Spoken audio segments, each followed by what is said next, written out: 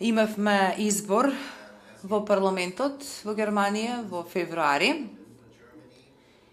Имаше и алтернатива и за Германија и очекувавме дека ќе бидат на второ место по гласовите, а тие се доста екстремисти, доста екстремистичка партија, секогаш се крајно десничарски на секои избори и може да се каже дека тие користат отворено нацистички јазик и референци кон нацистичкиот режим.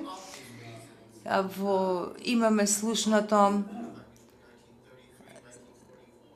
дека во Германија не беше прифатливо во германскиот политички систем да има упатување и референции кон таквиот период, односно периодот од 30 и некоја година до 45-та година, така што тоа се разбира беше од очигледни причини, така.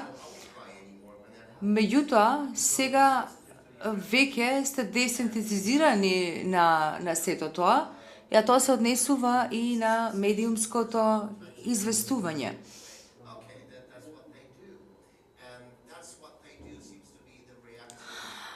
Обично, кога се известува за нив, се известува само со зборови, па тоа е тоа што они го прават.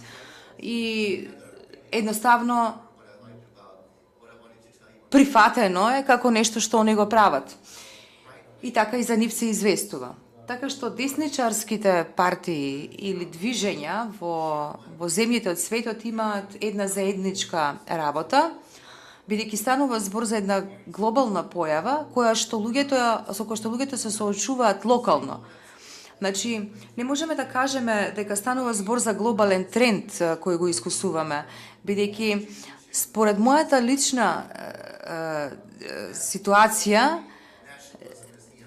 секој кажува за некои работи и за некои проблеми кои не функционираат во нивната земја и го бараат коренот, причината за таквите проблеми, а исто така и решенијата за таквите проблеми.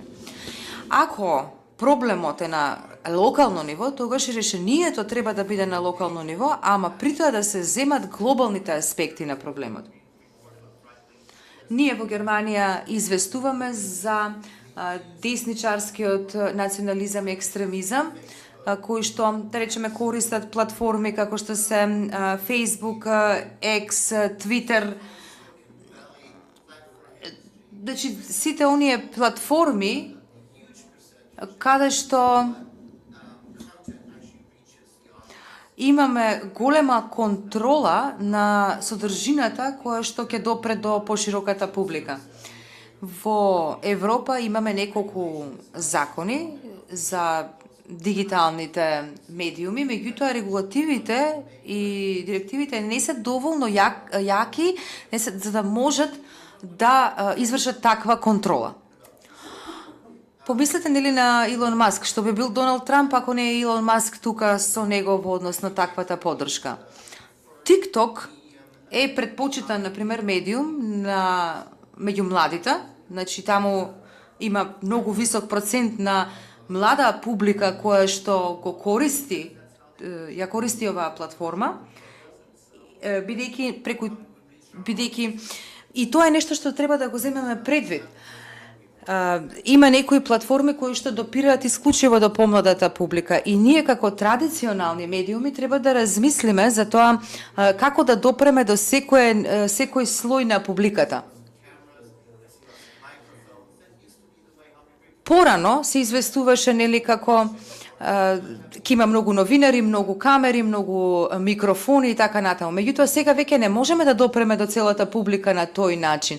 Ние сега треба да го промениме тој начин на известување и да имаме соодветна инфраструктура и потребно ни е она искуство и знаење кое што би го употребиле и би било нешто слично на сите платформи од Силиконската долина, како што се Twitter, X и слично, или пак кинескиот TikTok. Значи, оно што нас не треба е да го наречам еден европски Facebook. Сега, навраќајќи се на Германија, малце навлегувајќи подетално во Германија, Не очекувам дека ќе има некоја победа на ваквите избори, бидејќи ќе видиме какви ќе бидат процентите. Треба да се има предвид да се има предвид реалната перспектива, бидејќи тие беа втората најголема политичка сила во Германија. Меѓутоа, тие не се сила, тие проповедаат на своите, она што го кажуваат не е прифатливо кај 80% од политичкиот спектар и тоа треба да го имаме предвид. Меѓутоа, треба да се грижиме за фактот дека имаме една друга партија која што е про-Путин, про-Русија,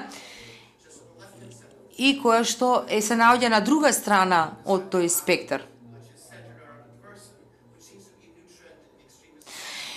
Сега има еден нов тренд во таа популистичка политика, кој што се случува, да речеме се зема едно лице и за тоа лице се врзува целата политика. Во ваквите случаи имаме често проруска, про-Путин политика, така што често она што исто така се случува се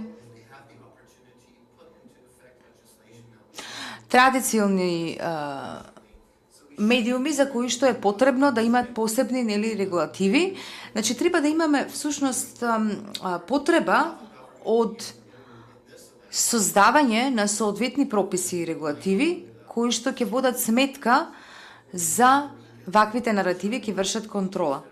А исто така при тоа треба да ги имаме предвид оние земји кои што служат како пример и кои што ние треба да ги земеме како наши модели. Не можете секогаш да се подпирате само на владите. Треба да се подпираме и на граѓанското општество, затоа што граѓанското општество, односно да речеме новинарите, може да бидат и дел од решението кое што може да донесе стабилност и мир за општеството. Би сакал да слушнам и другите што ќе кажат денеска.